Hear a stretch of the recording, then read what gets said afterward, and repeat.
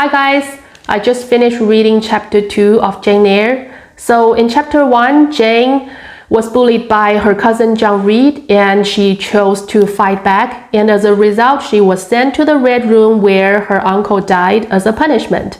So in almost entire chapter 2, Jane was in the room all by herself, so it's a whole chapter of inner activity description.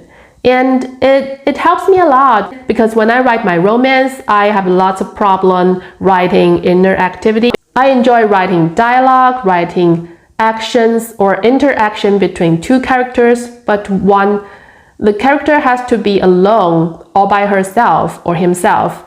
I had a problem thinking about ideas, what to write. So I think here this chapter served a great example or inspiration for writers have this kind of struggle. There are two things I want to mention. Number one is I like the way how the author described the room, the Red Room where Jane was confined in. And it talks about how grandeur, majestic, and solemn looking the room is.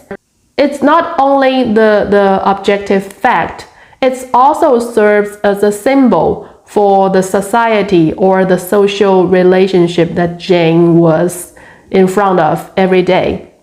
So just like Jane felt very small and very lonely in this grandeur room, Jane also felt very defenseless, hopeless in front of all the people around her every day. And another thing is I like the way how the author, like Jane, saw her own image through a looking glass.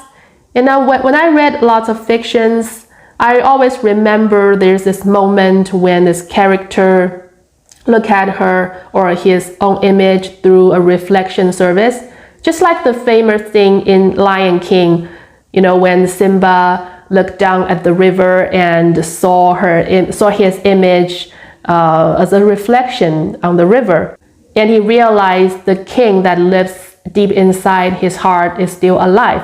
And that's a critical moment in the story. This paragraph reminds me I can also do that in my novel. And there's a second thing in this paragraph that I like.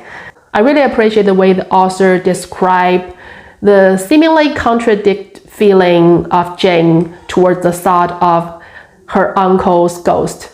I mean, on one hand, she hoped somebody would come to her side to rescue her, to give her defense and justice, and the only person that could possibly do that was her late uncle. But on the other hand, she was just only a child, 10 years old, so naturally she would be really scared of ghosts. Even at the end of the scene, she was too scared and she fainted. And this seemingly two sides of contradictory narrative making the character even more real to me. I really appreciate that.